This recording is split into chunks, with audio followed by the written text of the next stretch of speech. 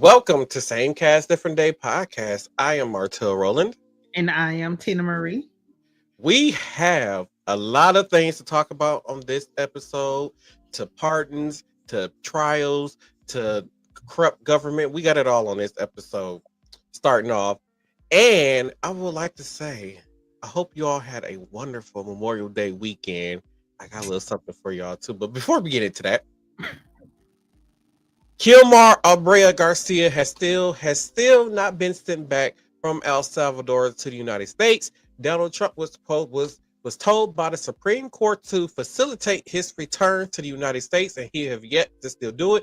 This order was put in like over a month and a half, almost 2 months ago, where he was supposed to facilitate his return. He still hasn't done it yet. So I'm going to talk about this at the beginning of every episode until our government facilitates the return of Kilmar Abreu Garcia.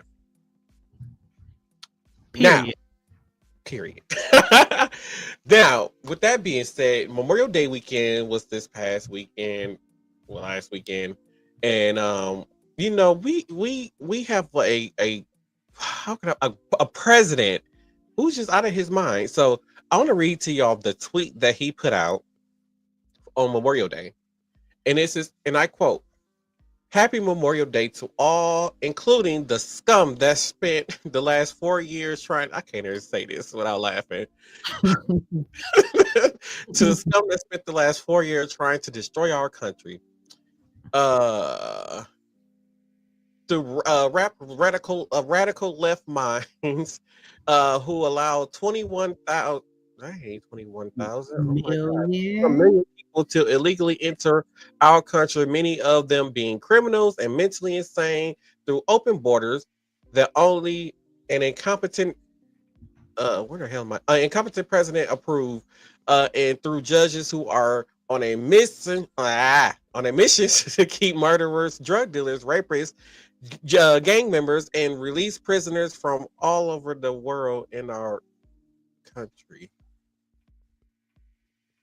So they can rob, murder, and rape again, all protected by the U.S. No. What did he mean by release prisoners? Like, I don't get what he was saying. Whatever. Maybe it's something we haven't been privy to. He released prisoners from all over the world. I'm like, why would people get released from prison and come to America? Like, would it be? Ain't you the one that's been pardoning people? Exactly, which you're gonna get to. In our country, so they can rob, murder, and rape again, all protected by these U.S. hating judges who suffer from an ideology. Let me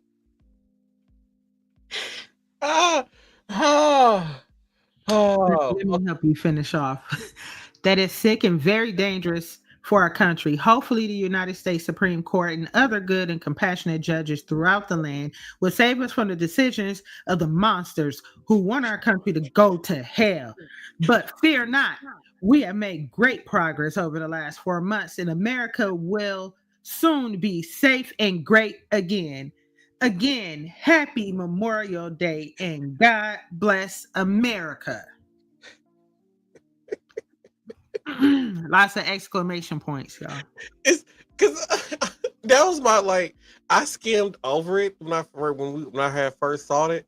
I didn't really read the whole thing, but as I'm like, what time of the day did he post this? Was he drinking when he posted this, or did he take his meds before making this post? It just made me wonder, what was going through his mind when he wrote this, and you could tell that he wrote it himself by the language in the tweet. It's just kind of it's strange because was it maybe a few weeks ago we got the news about Biden and his whole fight with the cancer that he got going on.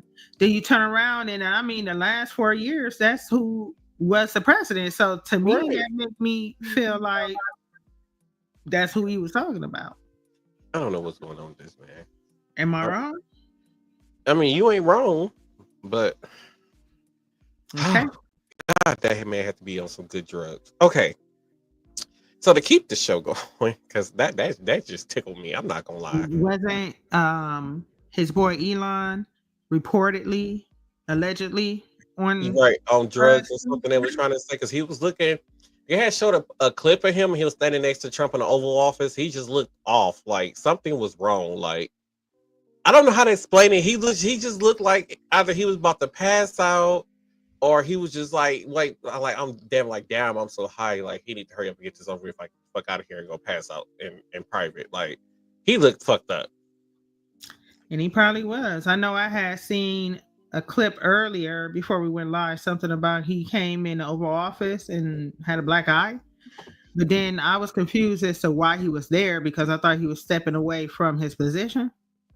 Yeah, that's what I thought too. And then because his position when Trump put him in office, I think that position that he had him in because he wasn't an official like elected person or actually a part of the cabinet. It was like a made up thing that Trump came up with. That position was only supposed to be for like 130, 140 some days. So that's which is why he is leaving. It's not. I don't think it's because he's leaving on his own. It's because that's just the law or the rules or how that set up where he can't be in there past like 130 some days as this leader of those. He posted it like he made that choice. Who? Elon. Mm-hmm. Oh, maybe he had good drugs. I don't know what these people. It says, "As my scheduled time as a special government employee comes to an end, I would like to thank President the real Donald Trump for the opportunity to reduce wasteful spending. The DOGE mission will only strengthen over time as it becomes a way of life throughout the government." But I was reading somewhere that he said he was stepping back to like take care of his companies and stuff. Yeah. Yeah. So I did see that too. But then but that's when it, before like he said that and all that other stuff. That's when it was like at the beginning of May. That's when it became public that he can only be in that position for like 130 days. Oh, I see what you're saying. Yeah, so it was he making it seem like he's leaving on his own, but he's not. He's basically like being forced out. I look really dark. Oh my god. I do. I look like I can't say that. That's what get me canceled. So to continue with today's theme, House Republicans and silencers. Oh wait, I messed this up all wrong. So in the big beautiful bill, there was a provision put into the bill that kind of went under the radar that people didn't know about. House Republicans and silencers is including in that bill. Silencers was included in that bill at the last minute. It's the amendment provision that will remove silencers from. What is happening today?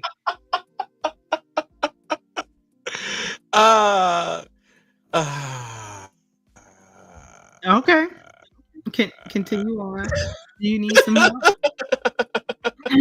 See, this is what y'all get. See what happened was Tina be like, "Where's your drink at? You need a drink for the podcast." And I started drinking before the podcast. She didn't see that part, but I was drinking before the podcast, and I'm a little bit tipsy. See, he's just leaving me out of all the fun. I got my, It's all your fault. I didn't start drinking till the podcast started. Oh. Well, why you ain't tell me? Then I wouldn't have been tipsy before we started the show. Nothing about pre-gaming. Any other time, you be like, "Where your drink at? You need a drink. Take a drink before." You know what, Tina? I ain't forget. Anyway, something about the National Firearms Act. I was somewhere around there, 1934. That would eliminate the need to pay a $200 registration fee on silencers. They say silencers grown popular over the recent years. It's projected to House Republicans are projecting eliminating a tax on them that would cut about $1.4 billion from the budget over 10 years. I don't understand how cutting a tax on something is going to cut $1.4 billion from a budget over 10 years. Like, explain that to me, because ain't the whole point of having a tax on there was to collect the tax for the country to make money off a certain thing, but then you tell me you're going to cut the tax on something and cutting a tax on something is going to make the country $1.4 billion. Like, how does that work? Probably because he going to lay off people that has something to do with that division of, I'm assuming, ATF, maybe, right? This is the NFA? Oh, no, that's the act. No, the government agency that deals with firearms. Oh, right. Yeah, right. Right. So maybe that they just maybe it's a division within the ATF that handles stuff like this, right? You're not supposed to have a bulletproof vest. You're not supposed to have a silencer. You supposed to only have semi-automatic and not fully automatic weapons. Stuff supposed to be registered. Right. So you got to take classes, kind of like that. That's probably gonna cut some jobs some kind of way. Right. And also the Republicans they're doing an attack on a judicial shit. What is going on the judicial branch? The first of these outrageous policies was buried in section 70302 of the legislation, would severely restrict federal courts' authority to hold government officials in a contempt if they are violating judicial orders. And I messed that up still, but it's okay. The court ability to hold bad actors in contempt, I don't know why that's in there. Hold bad actors in contempt is a vital enforcement power that judges can use to compel compliance with their ruling. Now, with that being said, so like I said, what they mean by that was, so by not bringing back Kilmar Brea Garcia after the court says, hey, you need to facilitate his return, that's Trump being held in contempt of court, and they can basically do it. It's what you're saying. Because he was ordered by the court and he didn't do it. So you're saying he could be held in contempt of court. Okay. So there's been a lot of rulings that the Supreme Court has been doing, and Trump has been ignoring their orders and like I said, being held in contempt of court. Like he was trying to hold back, I believe, the state of Maine's like finances for like their education finances for the school year. He was trying to hold their money because they were allowing transgender women to play in women's sports. So Trump was holding their funding for that. So if he would have violated that order, he would have been held in contempt of court. Courts have already ruled at least 170 times against the Trump administration during this time already, during this administration. So that means, imagine if, they don't made 170 rulings, and what they all was, like I said, they all was against them. So if he would have been like, no, I'm not going to do what you say. I'm going to do what I want to do. I'm not going to listen to you. Like our whole system is based on checks and balances. Like there are some things that's like the Supreme Court is supposed to uphold the law of the Constitution. Congress, they control our money. They create laws and they vote on all this other kind of stuff. And we got our president who just what the fuck do our president do? The executive branch, right? He is. I did not know that. You mean the job description? Oh, right. Well, yeah. What I do with her? I mean, I don't know what our president do. I mean, he can sign executive orders. He can put policies in order. Oh, he's the commander-in-chief of the army. He's basically like the leader. It's almost like the president can come up with ideas, policies, and laws, and then he can present them. It has to go through Congress. Congress has to approve all these laws and policies and stuff like that the president wants to happen, and then it goes from there. But then if the president put forth a law or policies that goes against the Constitution, it's up to the judicial branch to be like, hold on, wait, you can't do that, that kind of stuff. So it's like all three of them are supposed to be checks and balances to hold each one responsible for their actions. And once again, like I said, I feel like the Congress is a lot of the Republican reason why we got a lot of these dumb policies and stuff that is going through, because we have Republican Congress members who are afraid of Donald Trump, of standing up to Donald Trump and just let Donald Trump get his way, and we're going to pass this bill anyway, Just like we had the woman yesterday who she was holding a town hall meeting, and they were talking about Medicaid and Medicare being cut, and then somebody had yelled to her like, people are going to die if you cut the health insurance. And then she said her response was, well, everybody is going to die eventually. Like, this is the type of stuff that we got going on here. Okay. Welcome to America. Yeah, welcome to America. It was some other stuff that was going on there, but we're gonna skip down to the corruption within the executive branch. So, so they're talking about doing an investigation into Donald Trump over these pardons. So one of the pardons, Donald Trump pardoned West Virginia Sheriff Scott Jenkins, who was one day away to about to serve a 10-year sentence for accepting bribes and deputizing, giving the giving. Who wrote this? I wrote this script. Oh my God, this is horrible. Uh, giving law enforcement badges in exchange for payments. He was convicted of taking $75,000 in bribes.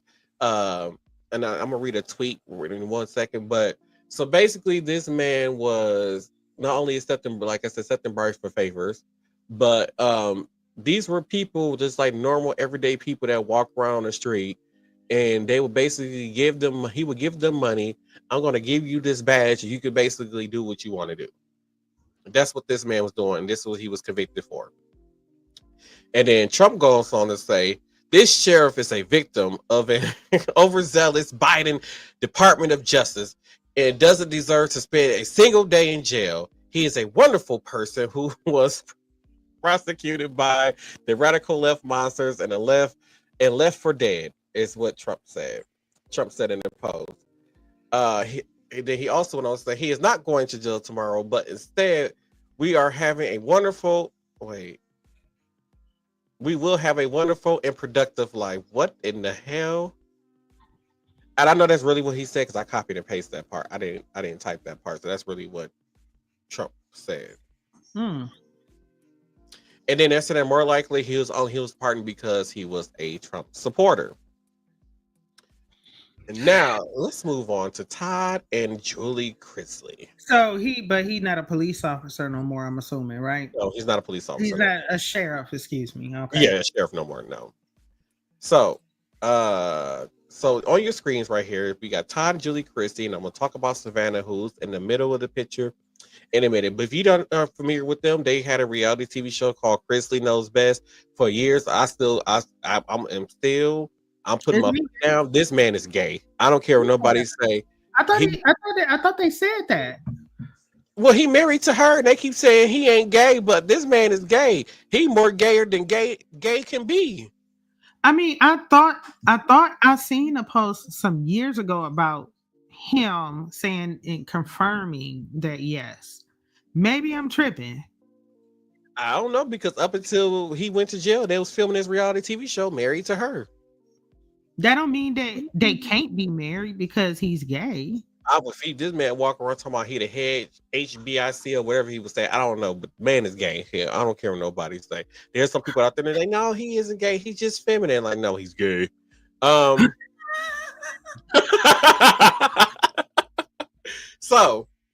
oh gosh, Todd and Julie Christie. Todd was serving a 12-year sentence. Julie was serving a 7-year sentence.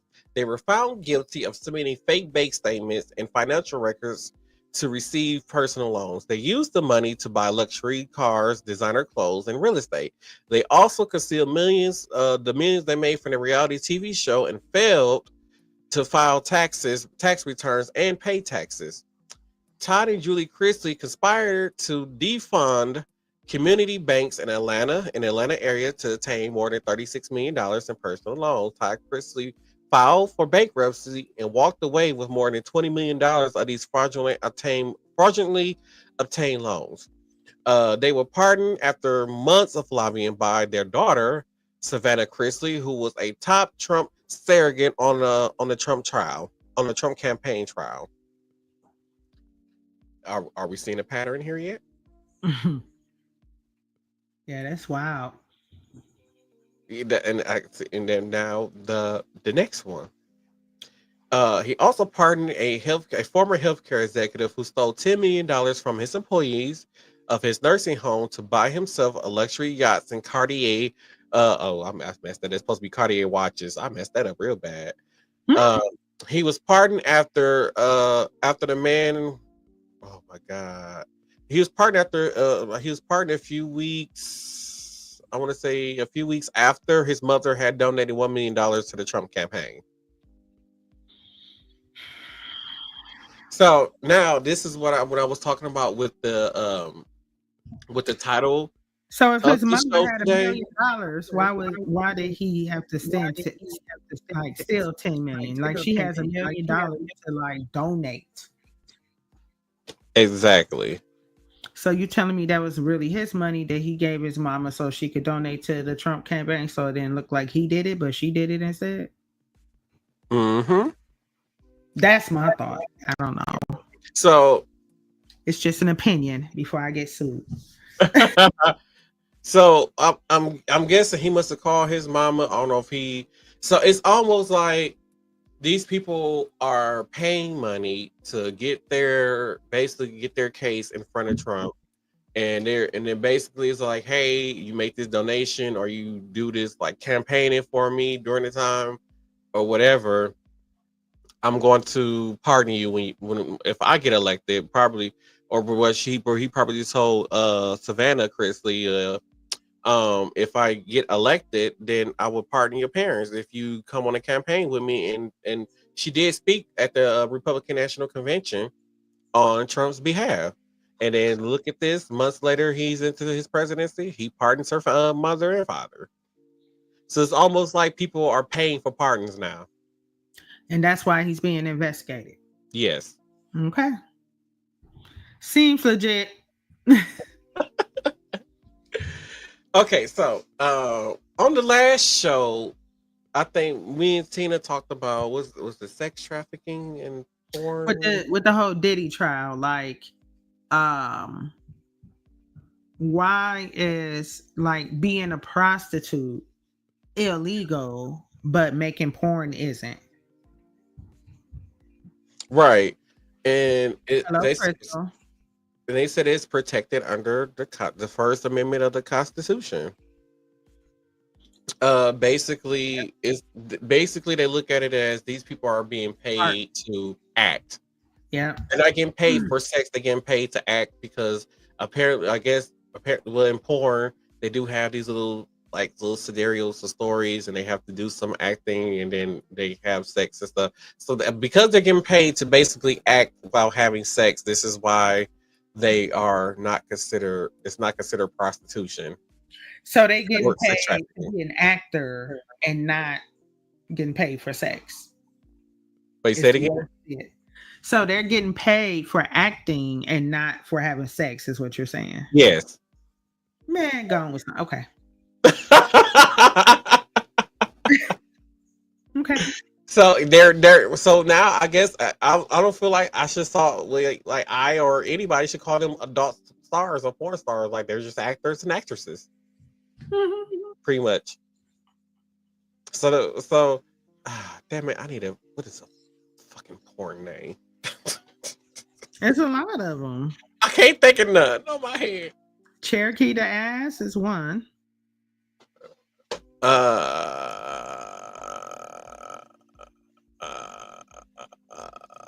She popped up the top of my head. Eliza Jean. Yeah. So Eliza Jean, you'd be like, oh, my favorite actress is Eliza Jean, or James. Actually, James Dean is actually a real actor. So, who is Eliza Dean? I don't know. I just Googled porn star names. Or you could be like, my favorite actor is Danny D. I don't know who that is either. But I'm just saying, like, yeah, you can go and they're actors. Oh, there's a comment. Tina, why you ain't telling me it's a comment? Oh, hey, Crystal, how you doing? I said, hey, Crystal. So yeah, porn stars are considered actresses. So there was I'm gonna do this first. The teen story first. Okay, so guys, in case you guys didn't know, back in 2019, there were 3 teens who were killed by a homeowner in Rockdale County, Georgia. So there were 2 different counts of this story. So one of the stories is saying that it was about 4 o'clock in the 4 a.m. in the morning, and the teens kicked the door in. One of them yelled that they were the police, kicked the door in, and went into this man's house. They came across the owner of the house. They shot at him. The owner shot back, and the report says that he shot back. So basically all 3 got killed, 15, 16, 18. 2 of them were brothers. And then there was another story saying that these teens approached them at the front of their house, and they were in their front yard, and they was trying to rob them. And one of the teens had a gun and shot at the man, and the man shot back and killed him. So because Georgia has a stand your ground law, the man was not convicted of the teen's death of killing these teens. And now, despite the family, him being clear of these charges, the parents of the deceased teens are now suing, claiming that he shouldn't have shot him, he shouldn't have fired, but wouldn't say that the teens did have a gun.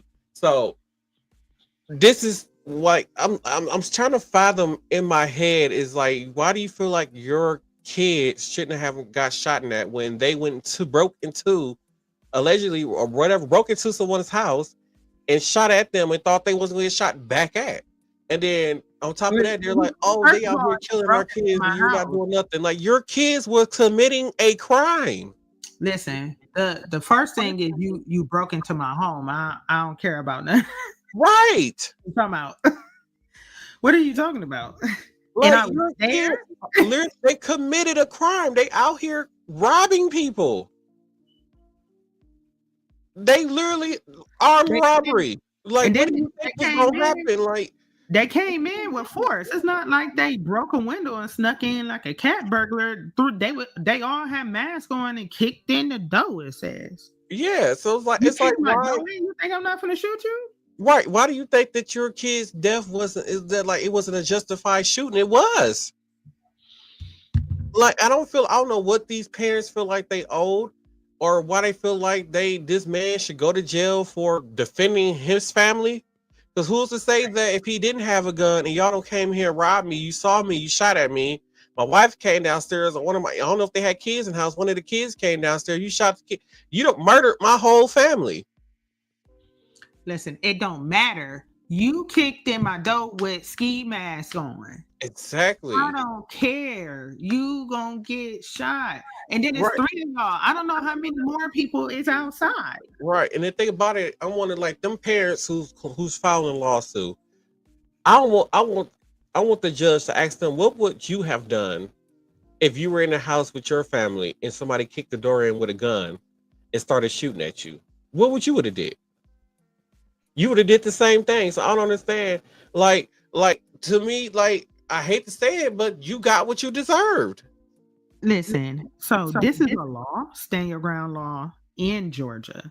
Like, they live in Georgia. They should have known that was a possibility. It's not a secret thing that it's a stand your ground state. It's not a secret thing, right?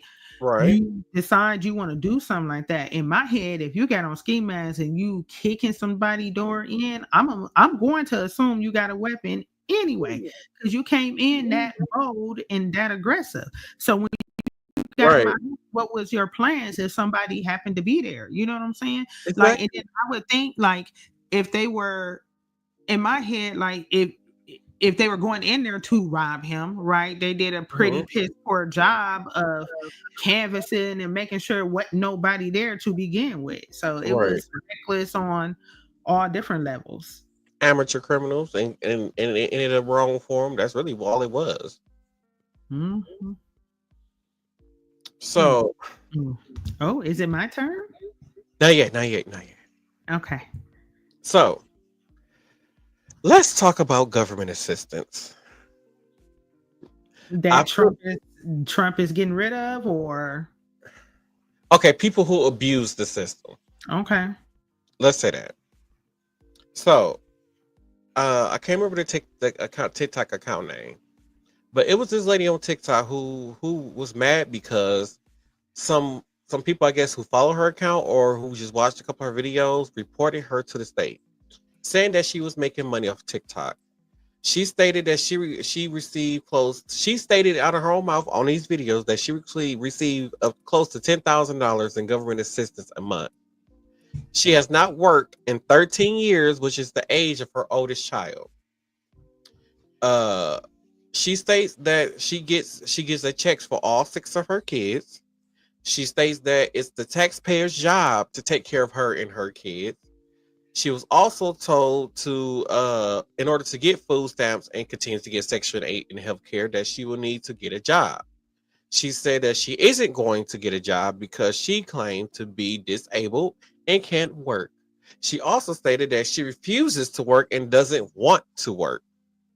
She posted another video saying that she was told to sell her 2024 Range Rover, her dream car, to pay back the money that she is owed to the state. She said if she would sell her car, she would lose the $10,000 down payment that she put down on the car. Mind you, this woman lives in Michigan. She also claims, and this is also a woman who claims to be the same woman that wouldn't let her daughter go to Disney World because the girl's father wouldn't take the rest of her kids to Disney World that isn't her kids. Man, who's gonna take 6 kids to Disney World? Not that's what you got.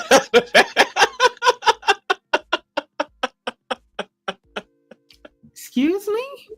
And it's crazy because I remember somebody saying like Disney World for a family of 2, and I think for like a 3 or 4 day stay, between the price of hotel and the money that you're spending on food and stuff that you're there, like you could easily spend $10,000 just taking like a family of 4 to Disney World. So imagine taking you as an adult plus 6 kids. And then I'm not going by myself with 6 kids. It's gonna have to be at least 2 other adults there with me. Exactly. But this is crazy though. I remember when you were first saying something to me about this, and you was like, "Oh, well, she make money off of TikTok," and some people told on her now they're taking away her government assistance. My first reaction was, well, okay, we can now in the day and age where we make money off of social media, right? If that's something you choose to do, but it's not like a steady stream of income, right? It can go up, it can go down, you can have none at all for a very long time, and she got 6 kids. So I was like, okay, I kind of understand, where this is going. But then when you got to telling me the rest of this, I was like, oh no, yeah, come take that car. And it's great. I was like 10,000 down on a 20. I said I go to work every day, and I don't even own a Range Rover. I can't afford to buy a Range Rover, and you come get the car. Come get you get government assistance, food stamps, Section 8, all this stuff, and you got a Range Rover, a base model Range Rover is $80,000. Well, she better figure something out because she ain't got it no more. I'm like, and then so like when Trump was saying it, like he was gonna like put like this one thing I do agree with him on is putting a term limit on how long you could be in like Section 8 and stuff like that. I agree. Like it's like I think he was trying to make it 2 years. I feel like maybe 2 years is a little bit too short for somebody to get back on their feet, especially if you somebody that's starting from scratch and you really needed this Section 8 or whatever to help you get to that next step. But like you got people who have been living in Section 8 housing for 20 years, 30 years. They since they were in their early 20s, and now they're 60, 70 years old, still living in that same Section 8 apartment that they got when they were 20. And it's almost like, and you never at one point in your life you got so comfortable with living on Section 8 you didn't think to like try to better yourself, to get more out of life, to accomplish more. Well, for people like her, right? So you got a lot of disabled people that will live in Section 8 right homes. So I get that, but I do feel the ones who are not disabled. So I know here in our state, it used to be a long time ago that you would get welfare checks, right? For an undisclosed amount of time. Then they changed that to where you can only get it a total amount of 5 years. So it didn't have to be 5 continuous years. It can be intermittent, right? And that's just the W-2 checks. That didn't include healthcare and food stamps, right? Or Section 8. So I feel kind of like this. It should be something with Section 8. Yes. They should either implement something where after, say, 5 years, your rent starts to increase little by little, right? The amount of money that you're responsible to pay for and increases while the amount that they're paying towards where you're living starts to decrease gradually. So it would kind of help somebody ease into, being able to cover the costs themselves, right? So I feel like maybe something like that would be a good idea. But you got to think about, like I said, disabled people. If you're disabled, you can't work, you're on a fixed income, then that should be it. But if you are an able-bodied person who can work, then I feel like that should be it because, you got I wonder what her disability is because at this point, I'm like, when she said that she's been on Section 8 since her first child, so that's 13 years. She hasn't worked in 13 years. And I'm looking at this woman and I'm like, to me, it only look like you look like you're able to go to work. You look like you're able to work to me. You don't look disabled at all. She looked like she's able to work. And to me, it just looked like with 6 kids. And then within the amount of time you've been on Section 8, so the amount of time you've been on Section 8 for 13 years, and within that 13 years, you produce 6 kids. So all you're doing is basically laying up in this house, having sex, having babies, collecting food stamps, getting checks. And then why are you getting checks for every child? Like I'm unless you are truly disabled, like are you getting SSI or are you really getting Social Security disability? Like what are you getting here? And like I said, I just don't understand. I really don't.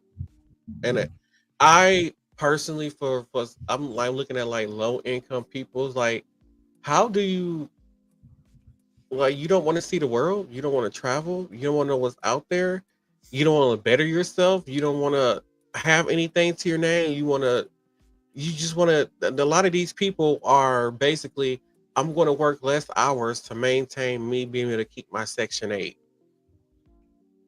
Like I'm purposely not going to work a certain amount of hours so I can keep Section 8. I'm going to purposely work a certain amount of hours so that I can keep my food stamps. Like there are some people who be like, oh, well, I get rent assistance and I'm only getting rent assistance because I got a kids. Oh, let me have another baby so I can keep my rent assistance. Like, and they really do that. Yeah, there's a lot of people that do that. And it's just like, at what point are you just gonna be like, be an adult, grow up? So I'm with Trump with kicking people off the some of these programs. I'm like, I'm for it. Oh, hey, Torian. So Tina is going to go into the trials of Sade Robertson, which is the murder trials that have been going on here in Milwaukee. Tina has a lot of the good details about what's been going on about that, so I'm gonna turn it over to Tina. Okay, so Sade Robertson was a 19-year-old woman who was found murdered and dismembered in Milwaukee, Wisconsin, across parts of the Wisconsin and Illinois border, actually. She went missing after having a date with an individual by the name of Maxwell Anderson, who is a 34-year-old man. Okay. So all of this happened last year in April. So it's been a year. This is something I've been really interested with kind of keeping up with. So Maxwell Anderson was charged with first-degree intentional homicide, mutilating a corpse, and hiding a corpse in arson for Sade Robertson. Okay. So like I said, she went missing after the first date with Maxwell Anderson, who you see on the screen there, on April 1st of 2024. Okay. So her body parts both legs, right arm, torso, and right breast were found over the next few weeks in multiple sites across Wisconsin and Illinois. Her right arm had washed ashore in Waukegan on May 11th of last year, and one of her legs was found in a park in Cudahy on April 2nd, that had appeared to be sawn off. The other leg and foot had been cut into pieces and was found near a playground, and that playground was not too far from where her car was found set ablaze. Okay.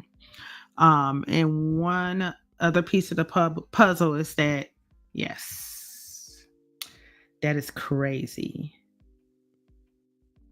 Okay. And I got a little something about where the seats and all of that was in the car a little bit later down the line. But also her head has not been located as of today. They have not found her head yet. And I remember that her parents were waiting on all of her to be located so that they could have the funeral and lay her to rest. So that's very sad and unfortunate, right? So, a little bit of timeline of events. So Anderson met for a first date at the Twisted Fisherman. Okay, that's a restaurant here in Milwaukee, Wisconsin. This was confirmed by video footage. I was unable to confirm how or when they actually met, but that night, on April 1st was their first date. And Martell and I were discussing kind of like how we think they met and possibly could have been online.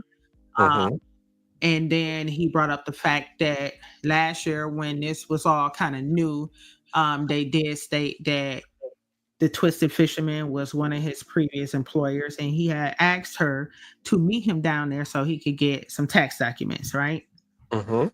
Okay.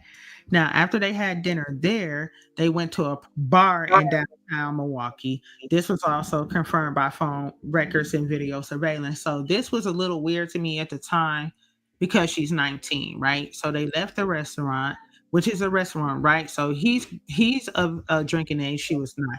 He can have alcohol beverage. She didn't have to have when it was a restaurant. So it's not really weird. But going into the downtown area, so it was like you going downtown, right? I can't remember where they went, but she's 19, right? So, and I can't remember if I confirmed that she had been given alcoholic beverages or not. I'm not sure, but anyway. So, a lot of stuff happened after they left that bar in downtown Milwaukee. Okay. She had a friend, and they shared each other's locations, right? You can do this with many different types of phones. You can download apps, so on and so forth. So they had some kind of way of communicating their location with each other. Okay. And her friend said on that app that it showed that her phone was near Anderson's home on the south side of Milwaukee. And then it went to, I don't want to say this incorrectly, but Warnermont Park on the morning of April 2nd, early morning hours. Okay. And then that same morning, a few hours later, the fire department responded to her car fire on the north side of Milwaukee, which was actually her car. That car, yes. So carrying on, then video footage, according to investigators, showed that Anderson was walking away from the fire and getting on a nearby city bus shortly after the fire was set. Yep, that's him on the bus. That looks like him to me. And in every clip, like I was watching the actual video footage of the trial. So in every clip they showed or video surveillance after the fire, like they found some on buses, some stores, etc., right? The person was the same height, build, had the same tan book bag that looked like it was filled, right? We still don't know what was in that book bag. It looked very heavy. Dark hoodie, dark pants, and the hood was up the entire time. Okay. So I believe he walked for a little bit of time, got on the bus, He walked to a bus stop. I think he got on the bus, got off a bus, and got on another bus. I'm not sure, but either way, he got on a bus heading south, and then he ended up asking the bus driver to let him off before the stop because it was closer to his home, right? So it's video footage of all of that, right? Mhm. Okay. Also, more video footage was from one of Anderson's neighbors. I don't know if they had cameras on their home or if it was a Ring camera, but it showed the night that Anderson and Robinson went on that date. So the night of April 1st, there was activity inside of Anderson's home to about 12:45 on April 2nd. And then at that time, the app or the phone records show that's around the time that Sade Robinson's phone started moving again. And it was traveling around different sites in Milwaukee and then ended up at that park where her leg was found. Now, also at that park was some surveillance footage of a car that looked like Sade Robinson's car going through a gate and kind of down into an area. I think it was kind of some like, I don't know, service station, I guess, for the park over there. And it was some video footage of it looked like a person had kind of went down on a bluff a little bit because of whatever they were trying to throw got stuck on the rocks, right? Mhm. And then it was also testified at the trial that the debris that they found there by that gate matched the car of Sade Robinson. Okay. So Anderson ended up being arrested during a traffic stop near his home on the morning of April 4th, and he has been in custody ever since and held on a $5 million bond. Okay.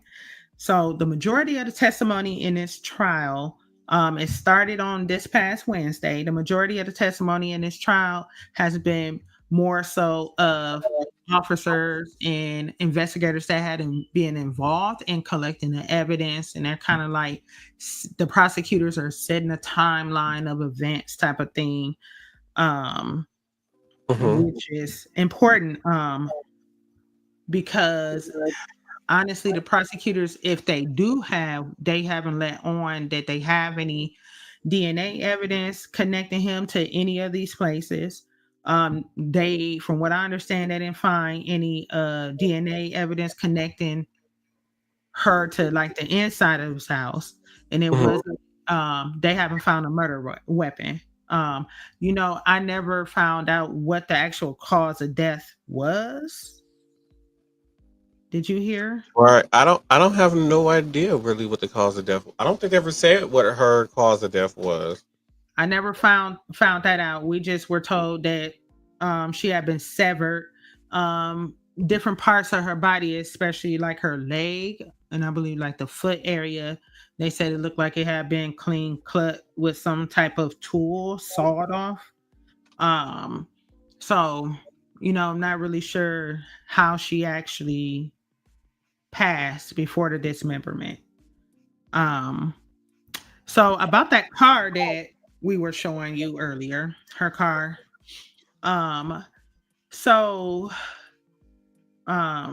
The state decided to do a little experiment.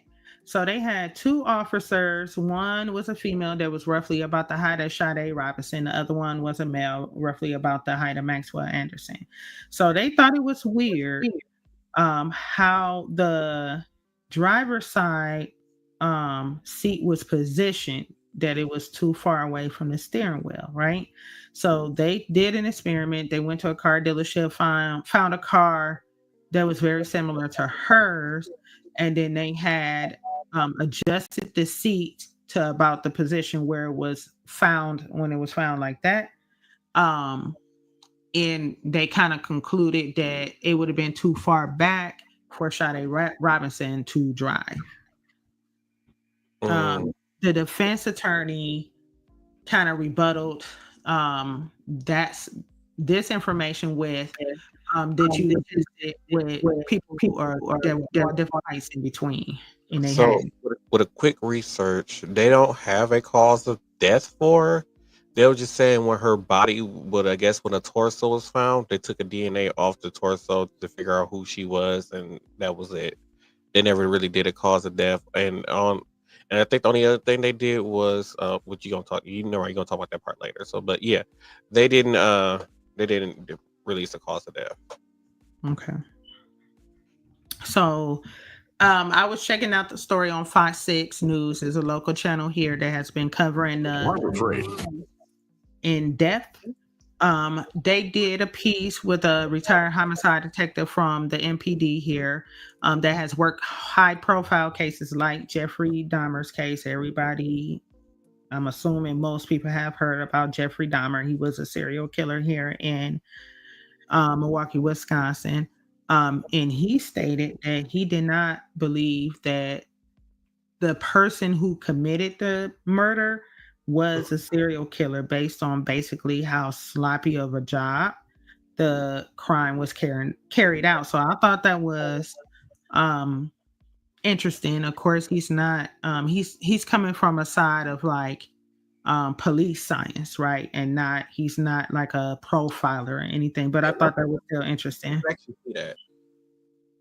By how sloppy it was, it would be a serial killer because they don't get sloppy until they don't kill a few people, and then they start, or something or something like a quinky dink just happens to happen where something throw them off their game, and they start to get sloppy, or they get two in their head like I'm never going to get caught, and then they get to the point where they're two in their head, and then that's when they get sloppy. But that's like after a few deaths. For this to be just one death like this, yeah, this definitely wasn't a serial killer making. And I mean, I'll be honest, I can't recall any time since the Dahmer trial where we've had something like this happen. No. And then with that being said, with how sloppy it was carried out, most people think sloppiness equates into like a crime of passion, right? Somebody was upset. It wasn't intentional, but that's not what the DA is charging him with. They charging him with first degree intentional homicide. So so they're saying that he planned that. So with that being said, Fox News did talk about a confidential informant supposedly that knows Maxwell Anderson in I don't know in what capacity, but this person has been inside Maxwell Anderson's house. Stated that he said he was gonna kill her. And when he went into whoever the CI is, went into the basement, it was made up like with a lot of saws and whatnot down there, which you would think you would find in the basement. You know what I'm saying? Tools and stuff like that. But, you know, the CI mentioned that. So it makes me feel like it was set up a little different that make you notice like, oh, you just don't have random toolboxes down here. You know what I'm saying? So right. That was interesting. Also, they have been talking, Fox News have been talking to a current practicing criminal defense attorney here in the city. And he was talking about how right now the defense attorney is trying to kind of set the tone that anybody could have committed this crime and not specifically Maxwell Anderson because of the fact that they can't really tie him to the scenes and stuff like that. Like, we don't really know where she was murdered, right? Mm-hmm. We don't have the murder weapon, and then really don't have any motive, right? Why would he want to do something like that unless he was mentally unstable, right? Right. So then he brought up his attorney's name is Cotton. He brought up the fact that when they had searched Sade Robinson's apartment, they have found some drugs locked in a safe. So he was trying to say that maybe she was killed over the drugs. So like they found some marijuana and some pills. There was some like methamphetamines, but it looks like the pills were field tested to be positive for methamphetamines, but they never sent anything to the lab because the police officers didn't think it was motivated, like the murder was motivated by whatever drugs they found in her house.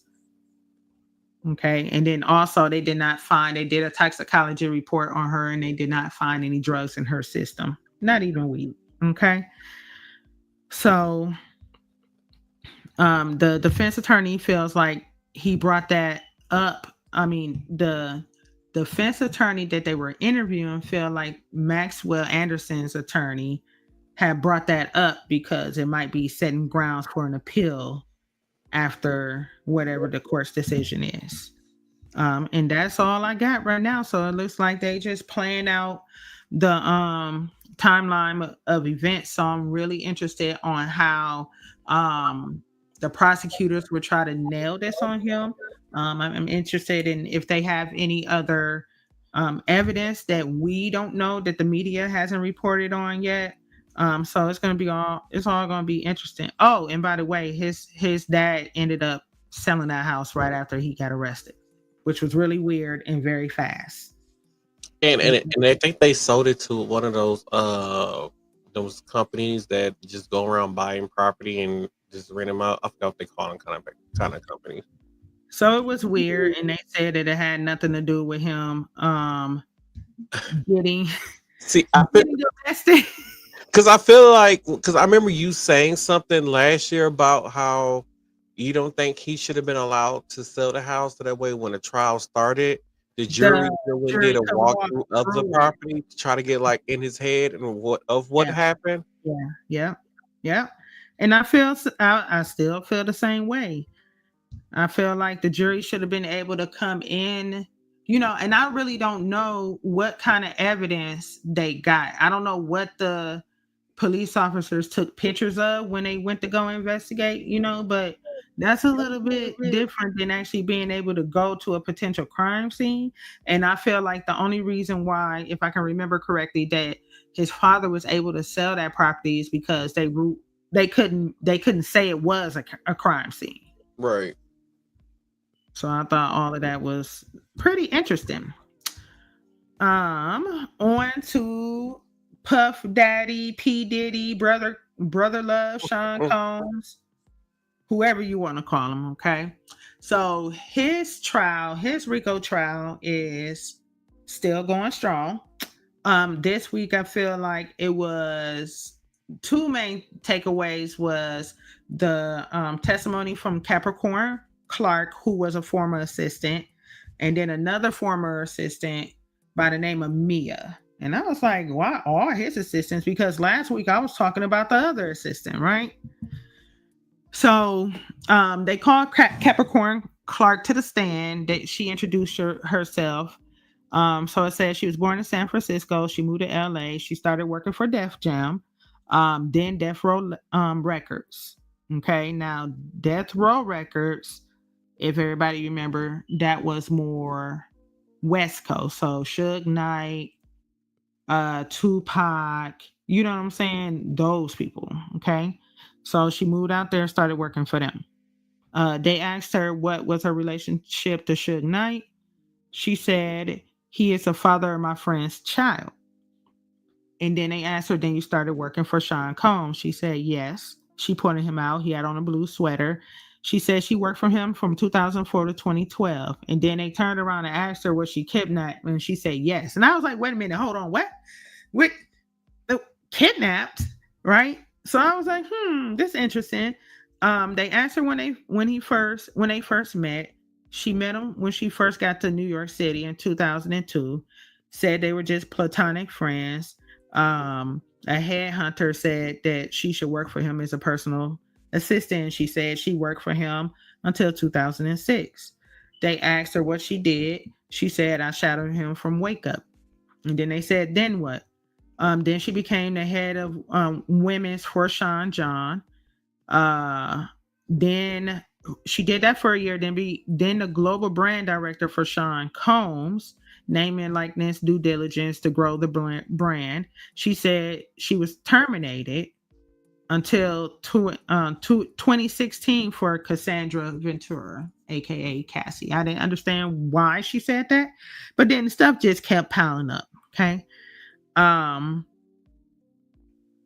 Let's see. So she was asked, did she work in a building? It was Bad Boy Records office. She says, yeah, they moved in that building in 2005. She said, on your first day, where did Sean Combs take you? She said, he took me out in Central Park after dark along with Uncle Polly, who was part of his security team. She said he looked like a linebacker. They asked her, what did Mr. Combs tell you in the park? He supposedly said, quote unquote, that since I work for Suge Knight, if anything happened, he might have to kill me. I was like, what is happening? Right? They asked her, how did she take it? She said, seriously. She said, how did you react? She said, I don't have anything to do with that stuff. Right? So that was that, right?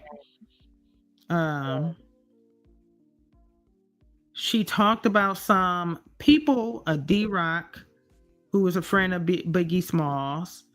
Then they asked her, did they ever seen Sean Combs with a gun? She said, yes, in my home, which is weird. So again, it says, Mr. Combs told Chris Lighty he had a gun. He had a problem with 50 Cent. I was like, where did 50 come in at? Okay. It was a lot going on, right? He was mad about her knowing Suge Knight. Then he had a problem with 50. I was like, oh my goodness, what is happening? Then they turned around and asked her was she ever accused of stealing. She said, yes, jewelry. It had been given to me. It was on loan. She said it went missing. They said it went missing. She said yes. Let's see. She said, what did you do? She said she called some people and told them to lock down the house. What did Uncle Polly do? He questioned me for 3 hours. Then you went home. Uncle Polly took her home, searched her house, and then supposedly took her to something on 1720 Broadway. It was dilapidated. It was being fixed up, but I didn't know that. Uncle Polly took me to the 6th floor. The door was locked behind us. There was a 6-foot folding table and a heavyset man that was there. That supposedly wanted her to take a lie detector test about this missing jewelry, okay? And they asked her, what did they tell you what happened if you failed the lie detector test? And they told her that they were going to throw her in the East River. What? Yeah, man, it was getting pretty heavy. Okay. Oh, y'all. That's Capricorn Clark. Or is that Mia? Oh, I have no idea. Whoever they was trying to hide the identity of. Mia is the one that we haven't seen a picture of. Okay, so Capricorn Clark, who managed Cassie's image and career, said, now this is the whole Kid Cudi thing, right? So it's starting to get a little sticky. So Capricorn Clark found out about Cassie and Kid Cudi. She took Cassie to purchase a burner phone when she found out. She told Cassie that she said Cassie told her about the relationship via text, which was a bad idea because Diddy paid for both of their phones. Now, I don't know how Puff Daddy found out about Cassie and Kid Cudi. Maybe he was screening or looking at text messages. I don't know, but Capricorn Clark said they went to Best Buy because she was scared that Cassie was going to get them both killed. So apparently on the morning of December 22nd, 2011, she and Diddy banged on her apartment door holding a firearm and asking questions about Kid Cudi. She said Diddy was visibly furious after finding out about Cudi and Cassie and said, get dressed, we're going to kill this N-word. Okay. Oh. Clark said she didn't want to go, and Diddy replied, I don't give a F what you want, get dressed. What is happening?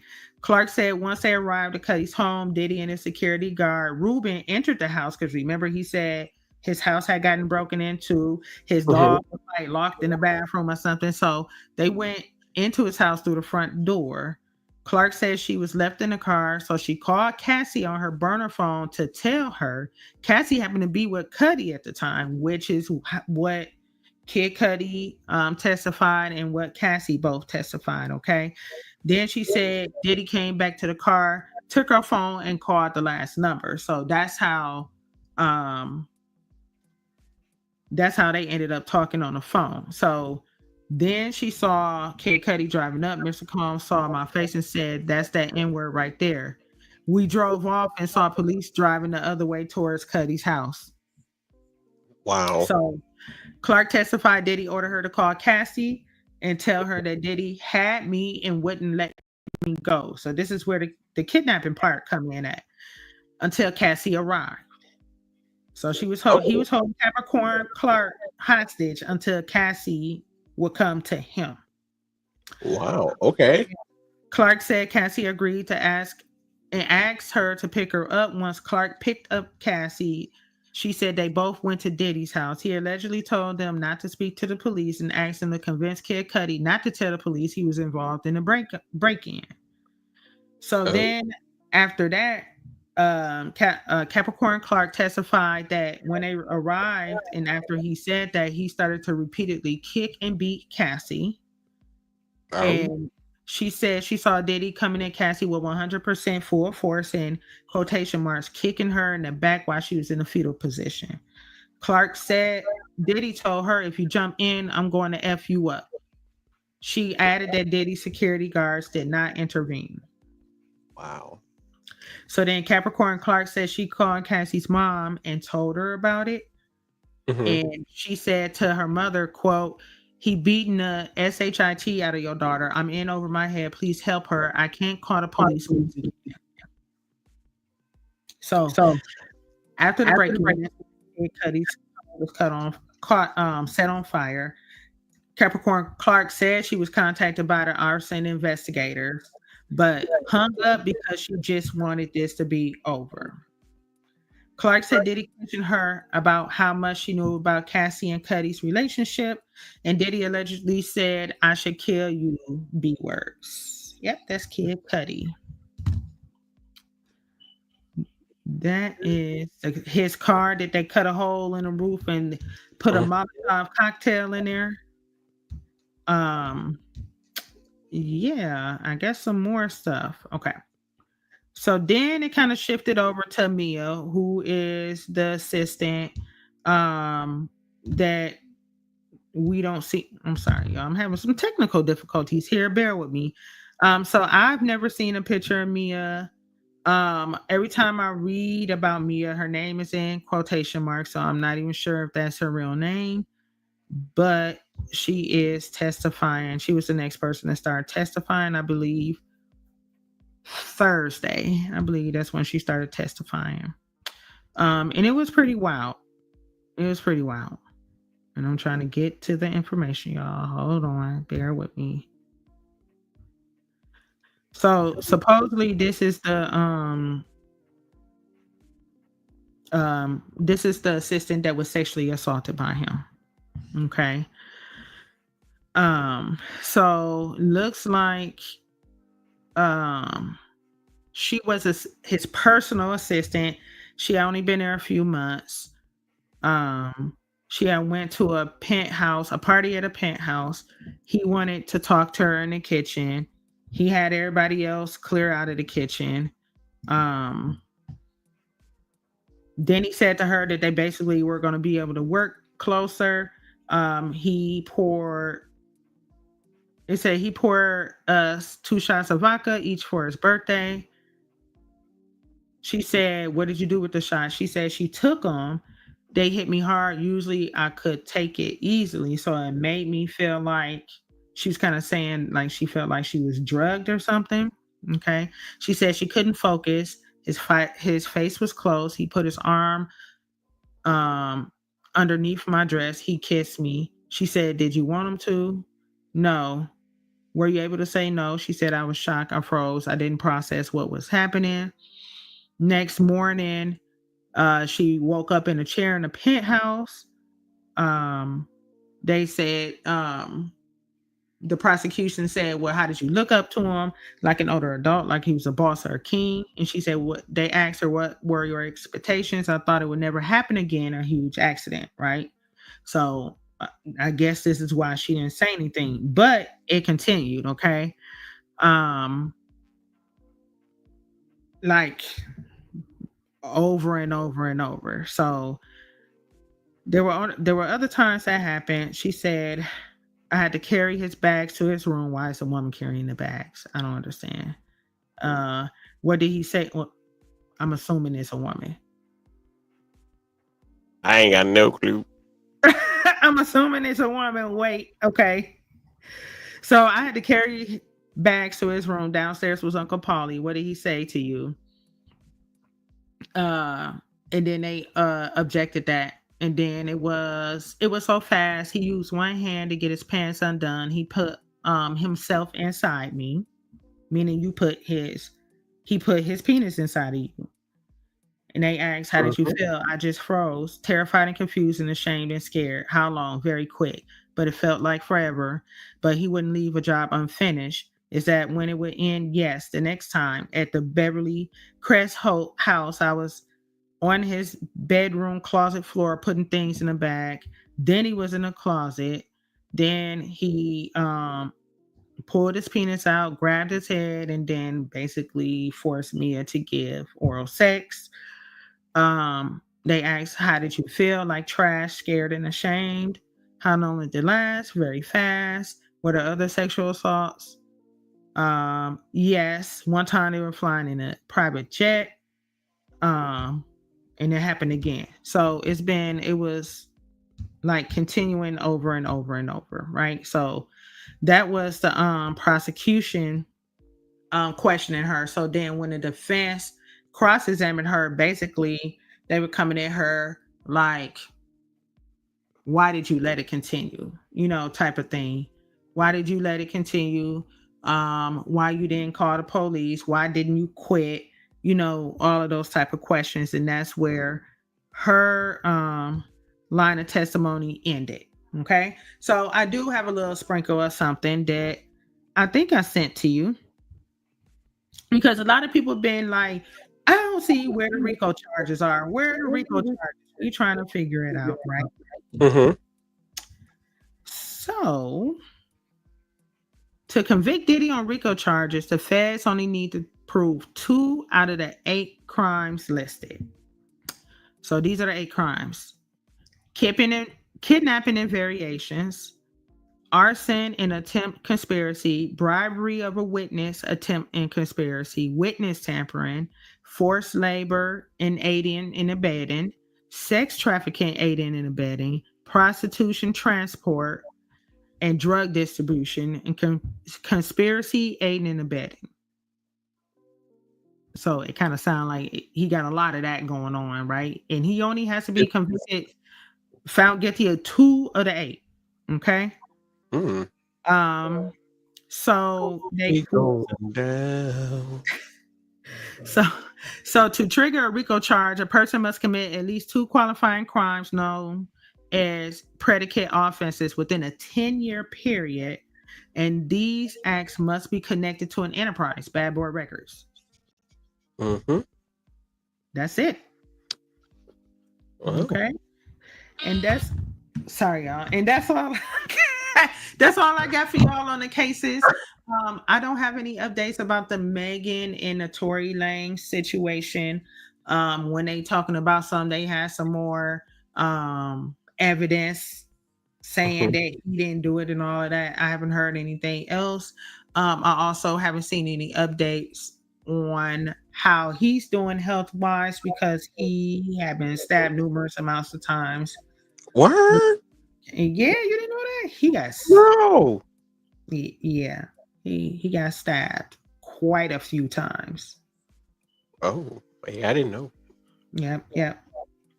And maybe that's the reason why we haven't heard anything else about his lawyers trying to bring extra evidence to light.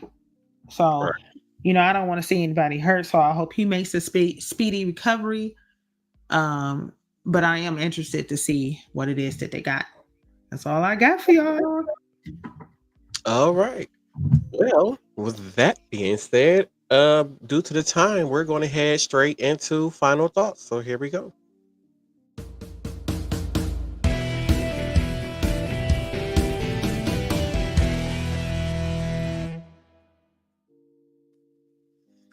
So I'm going to kick off final thoughts again this time because Tina always fussed about going first. So my final thoughts is one, we need to make sure that we are picking the right elected officials to represent us. And then two, parents, if your child go out and commit a crime and do something stupid and get themselves killed doing participating in that crime, it is not the person who shot them fault that your child is dead. Stop trying to pin your child's stupidity and immaturity on other people when it's your job to make sure that they got their head on straight. And it being a what they used to tell us at school, uh a cultivated, innovative thinker, lifelong learner, and productive citizen. That is your job to teach your child to do, and that's what you should be doing. And that is my final thoughts. Oh, wait, and we need to stop all the corruption. And if you need money to get pardoned, just send some money to Trump, and he'll pardon you. And that's my final thought. Well, okay. My final thought starts off with please stop being lazy and go get a job. Or that too, you lazy heifers, go get you a job. Stop having children you can't take care of. I mean, let's just be logical in this sense. Taking care of a family is not as affordable as it was years ago when having a large family was just easier to have. Now, I'm not saying that you can't have a large family if that's something that you want to, but as my daddy told me, you should only have as many kids as you can afford. Okay? Because taking care of other human beings is very expensive. And guess what? You don't get to stop being a parent when they turn 18 years old. Okay? That's going to be your child for life. They always going to need some type of guidance or money or anything, a roof over their head during the course of their lifetime. Okay? So we just need to put on our thinking caps and stop being stupid. Okay, stop trying to get over on people. It's not a good look. As far as politics, Martell and I have talked about it. I hate it. It's every day I wake up, it's something extra going on, and I don't even want to feed into it because I feel like it's distracting us from something else that they actually really trying to do. And then it's just gonna pop out and we all gonna be like, damn, that's what they was doing, but like he said, you want to get elected officials into offices that are transparent, that are truthful about what they want to do with the country, not making all these grandiose claims about what they can change in 4 years when we all have seen it time and time again. It is really difficult to change an entire country in 4 years. And I don't know how many months it's been. This is what, finna be June. It's going on not almost about 6 months, right? That he's been put into the office technically after the inauguration. It's about 5 months. Okay, well, middle of June, it'll be 6 months, right? Am I right? You're right. Okay. So and just to think, like almost 3.5 years left of this, like what else could possibly go wrong at this point? World War V, because it's gonna be so bad that he gonna skip over 3, 4, 5, and 3 and 4 and just go straight to 5. Hell, we might go to World War 10 messing around with him. It's gonna be that bad. And it's just sad.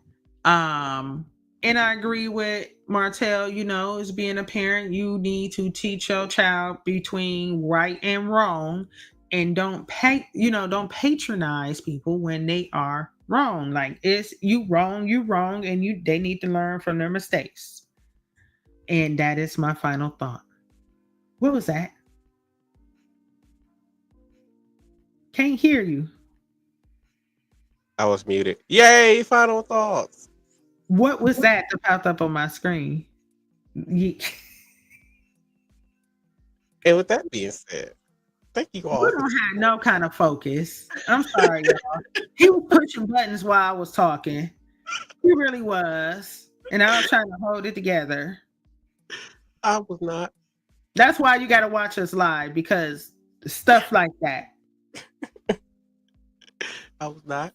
But with that being said, Mm. thank you all for tuning in to this episode of Same Cast Different Day Podcast. Don't forget to follow us on Facebook, which is Same Cast Different Day Podcast. Instagram is going to be, you can type in SCDD Podcast, along on TikTok to find our TikTok and Instagram pages. Crystal B she runs all of our social media accounts for the podcast, so you can find her too. Thank you all for tuning in to this episode of Same Cast Different Day Podcast, and we'll see you all on the next episode. Why? See what I'm saying?